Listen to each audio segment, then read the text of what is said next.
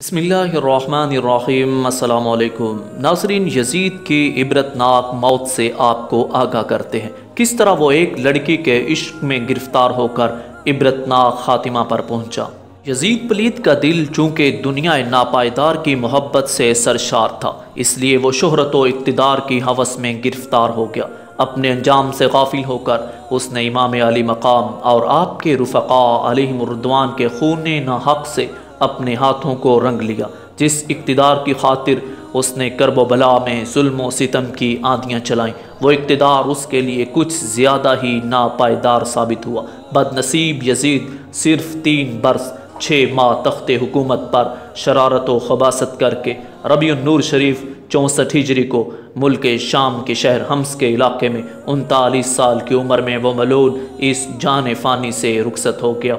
Video की तफसील में जाने से पहले अपने तमाम नए आने वाले सब्सक्राइबर का शुक्रिया अदा करना चाहूँगा, और जिन्होंने अभी तक हमारे चैनल को सब्सक्राइब नहीं किया, चैनल को सब्सक्राइब करें और बेल आइकन को प्रेस करें। नाज़रीन, यजीद पलीद की मौत का सबब ये बताया जाता है कि वो एक रूमी नस्ल लड़की के इश्क में गिरफ्तार हो गया था, मगर वो लड़की अंदरूनी तौर पर यजीद से इंतहाई नफ़रत करती थी।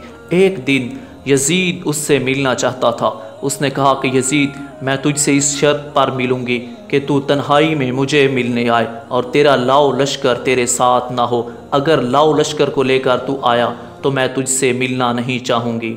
एक दिन यजीद ने उससे वादा किया कि वो उसे तन्हाई में मिलने आएगा और उसके साथ उसका लश्कर और सिपाह सालार नहीं होंगे। दोनों के दरमियान ये बात तय हुई और वीराने में उस लड़की ने यजीद को तन्हाई में बुला लिया। वहाँ की ठंडी हवा ने यजीद को बदमस्त कर दिया और यजीद ने शराब पी।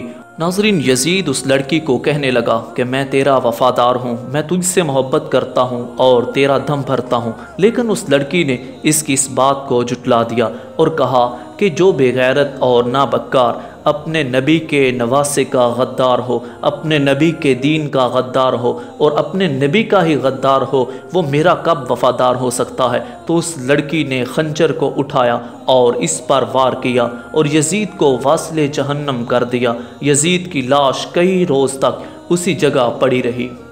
यजीद के अहाली और मुआली इसे कई रोज़ तक ढूंढते रहे। बलाखिर ढूंढते हुए उनको यजीद की लाश एक जंगल में, बियाबान जंगल में, जहाँ पर कौवे उसकी लाश को नोच रहे थे, गली सड़ी हुई लाश नज़र आई।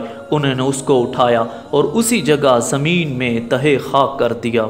नाज़रीन, वाक़या करबला के बाद एक और भी रिवायत मिलती है कि यजीद की हलाकत इस तरह भी हुई कि वाक़या करबला के कुछ अरसा के बाद यजीद एक हलाकत खेज़ और इंतहाई मूजी मर्ज में मुब्तला हुआ।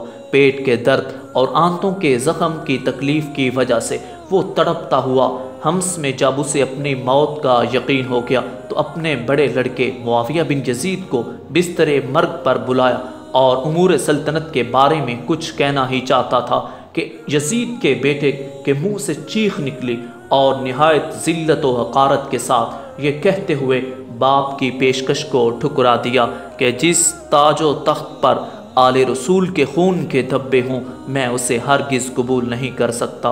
दा इस मनहूस सल्तनत की विरासत से मुझे मारूम रखे जिसकी बुनियादें नवासाए रसूल के खून पर रखी गई हों। यजीद अपने बेटे के मुँह से ये अल्फाज सुनकर तड़प गया और शिद्दत रंजो आलम से बिस्तर पाँव फटकने लगा। मौत से कुछ दिन पहले यजीद की आंतें सड़ गईं, उसमें कीड़े पड़ गए। तकलीफ़ की शिद्दत खिंजीर की तरह वो चीखता था। पानी का कतरा हलक से नीचे उतरने के बाद निश्तर की तरह चुभने लगता था। नाज़रीन, यजीद पर अजीब कहरे इलाही था कि पानी के बगैर भी तड़पता था और पानी पीकर भी चीखता था। बिलाखिर इसी दर्द की शिद्दत से तड़प तड़प कर उसकी जान निकली। लाश में ऐसी होलनाक बदबू थी कि करीब जाना भी मुश्किल था।